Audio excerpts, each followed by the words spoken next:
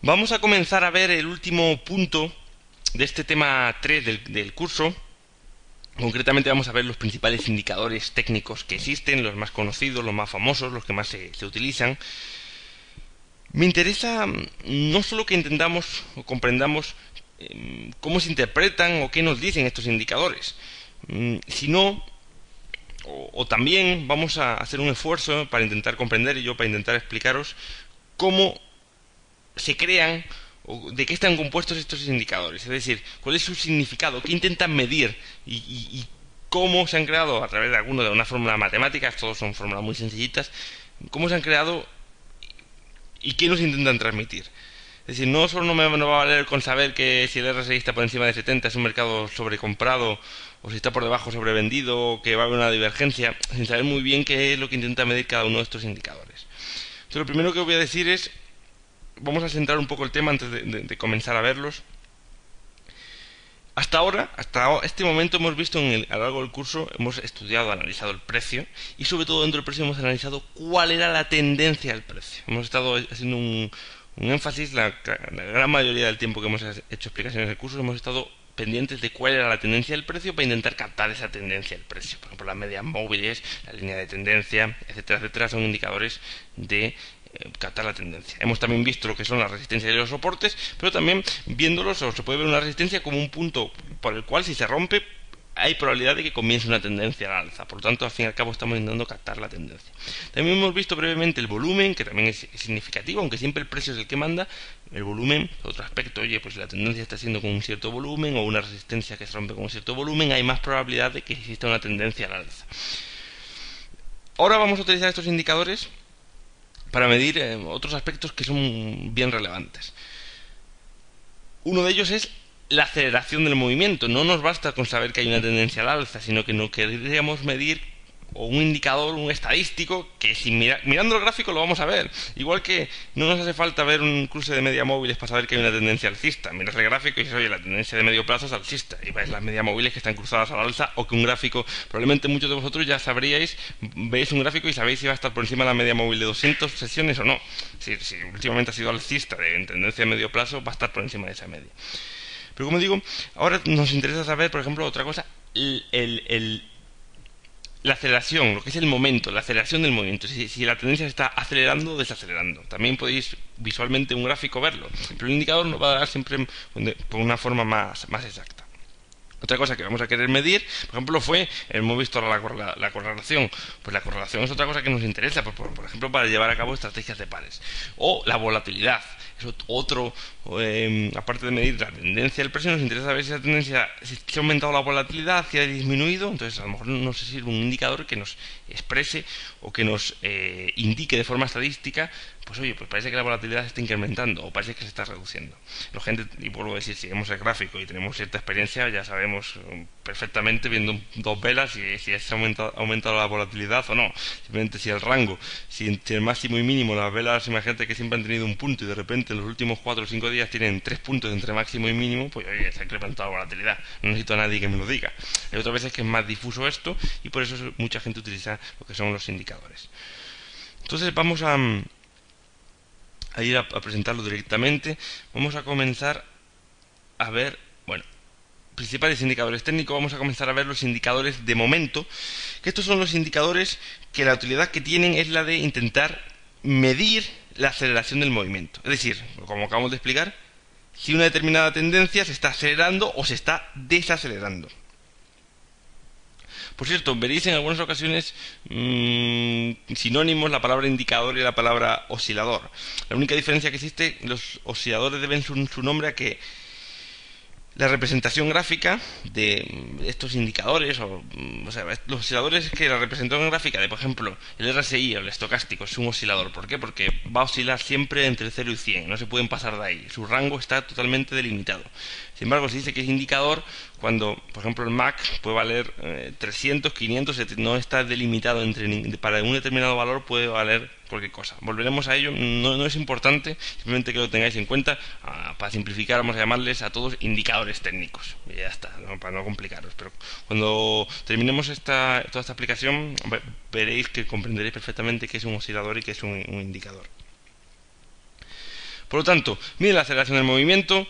Suelen ser muy útiles. Bueno, antes de pasar, vamos a ver qué es esto de la aceleración del movimiento. Entonces vamos a verlo, por ejemplo, bueno, incluso mira, he puesto aquí en Paint, he puesto aquí se ve fácil, aquí está claro que esto es una tendencia alcista, ¿verdad?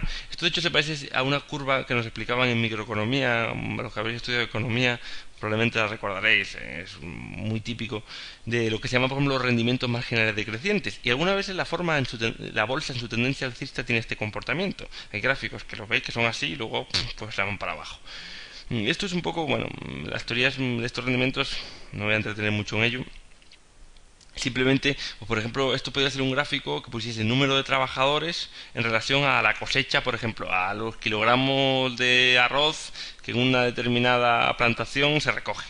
Entonces, si todo lo demás permanece constante, hay una relación, puede ser este sentido. Es decir, a lo mejor si hay según va aumentando al principio el número de trabajadores, va aumentando la cosecha recogida incluso más que proporcionalmente. Es decir, a lo mejor los primeros 4 trabajadores producen, no sé, 100, no sé, son, vamos a poner 100 kilogramos de arroz, por ejemplo. Y sin embargo, 8 ya obtienen 300, es decir, los últimos 4 han obtenido 200 kilogramos más de arroz. Los primeros 4 obtenían 100 y los segundos 4, cuando son 8 en vez de 200, que podríamos decir que es una relación lineal, pues ya obtienen 800. ¿Por qué? Veis que es más una relación convexa, porque claro, se pueden poner unos con otros un poco de acuerdo, reorganizarse el trabajo y al final, pues siempre al principio con un trabajador más hay rendimientos marginales crecientes, es decir, un trabajador aporta más que la media de los anteriores, hasta que llega un punto en el que ya se pueden creer que hay saturación en ese mercado. Realmente cuando hay 1000 trabajadores, pues igual el 1001 ya casi estorba, ya no aporta poco y hace que en vez de aportar, si la media anterior era que estaban aportando 25, pues igual aporta ya solo 20 o 15. Y bueno, pues según hay mucho, pues ya cuando hay mucho está saturado, y lo que están es entorpeciendo el trabajo, y lo que están haciendo es que un trabajador más aporta menos que sin ese trabajador.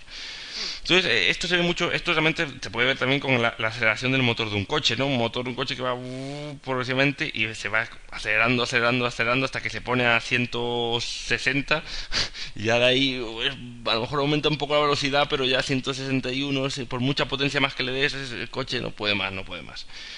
Pues eso en el mercado muchas veces pasa eso. Por ejemplo, vamos a ver un gráfico de Avertis, pues oye, aquí lo tenéis, pues oye, parece que se acelera, parece que la aceleración de movimiento es cada vez mayor, y ya de repente sigue subiendo, pero ya no sube con tanta alegría. De hecho, si lo vemos con los ángulos, que algunas veces los hemos utilizado, vemos como por aquí el ángulo cada vez va siendo mayor, ¿lo veis? 28, aquí sube a 49, sube otra vez, y 61 va como ganando potencia hasta que... Y el precio sigue subiendo, oye, aquí ha vuelto a subir de aquí, pero ya esta subida, bueno, primero ha bajado un poco, pero incluso aunque no hubiese bajado un poco, esta subida le cuesta cada vez más. Entonces, esto lo sabes simplemente, oye, yo aquí te diría, oye, pues si creo en esto de la aceleración y quiero dejar el valor en el momento de máxima aceleración, en el momento en el que veo esta aceleración máxima y el valor baja un poco y se pierde esa aceleración, yo me voy, más o menos lo veo.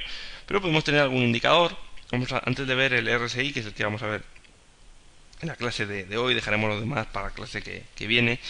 Tenemos, por ejemplo, el momentum, que es uno muy sencillo. Lo tenéis por aquí, porque es un indicador de momento. Momento se llama, además, en física y química, el primer momento, que es la velocidad, el segundo, que es la aceleración. Quizás en esto que he dicho me he colado. No, de física lo recuerdo vagamente de cuando estudiaba en bachillerato, pero bueno, algo así me suena. Esto de momentum, vamos a ver que siempre aquí hay un pequeño... A ver, se llama momentum en sí, pero como no están ordenados los indicadores, a ver, aquí, momentum, no es el beta momentum, a ver si lo encuentro, siempre me cuesta, no sé si están aquí los he ordenado, creo, ahora le damos aquí, los ordenamos por alfabéticamente y tenemos aquí el momentum indicador. Entonces el momentum, y ponemos un periodo en el que va a evaluar esa aceleración. Al final es como una ventana móvil, como las medias móviles, es un poco dependiendo del plazo. Vamos a poner, por ejemplo, 60 periodos, por ejemplo, para que veáis el momento.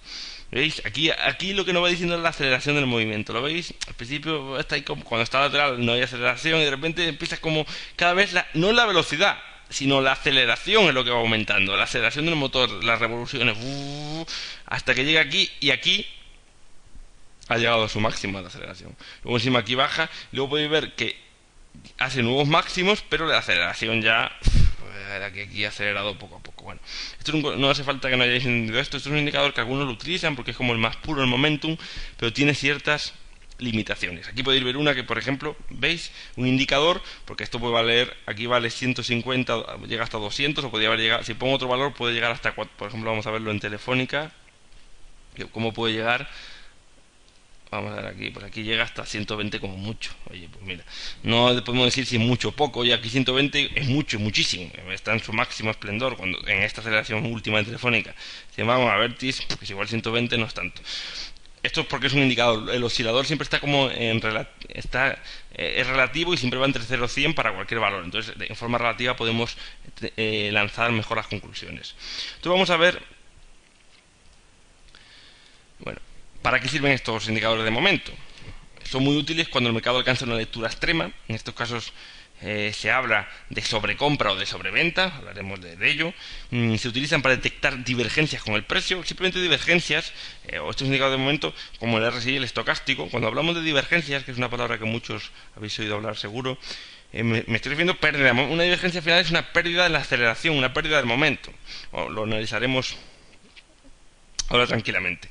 Y luego también se suele decir, y esto sobre todo ocurre en el MAC, que el cruce de la línea cero, o en el caso del RSI el estocástico, aunque yo creo menos en ello, el cruce de la línea media, que como sabéis que oscilan entre 0 y 100, es el cruce de 50, del número 50, ofrecen interesantes señales para operar en la dirección de la tendencia de los precios. Esto también lo veremos. Bueno, ejemplos de indicador de momento están el RSI, el estocástico, el momentum que acabamos de ver, aunque este no lo vamos a analizar porque no se utiliza mucho. Es como el más del paleolítico, el más rudimentario. Y como digo, también el MAC, pero el MAC es un indicador muy completo. Puede servir como indicador de momento, pero también hay unas medias móviles que se cruzan, por lo tanto indica tendencia. También puede incluso estar asociado a la volatilidad. Es un indicador muy completo el MAC. De hecho, a mí, entre todos los que vamos a ver, creo que es el que más... si me tuviese que decantar por uno solo, cogería el MAC. Pero vamos a verlos todos poco a poco. Vamos a comenzar por el RSI.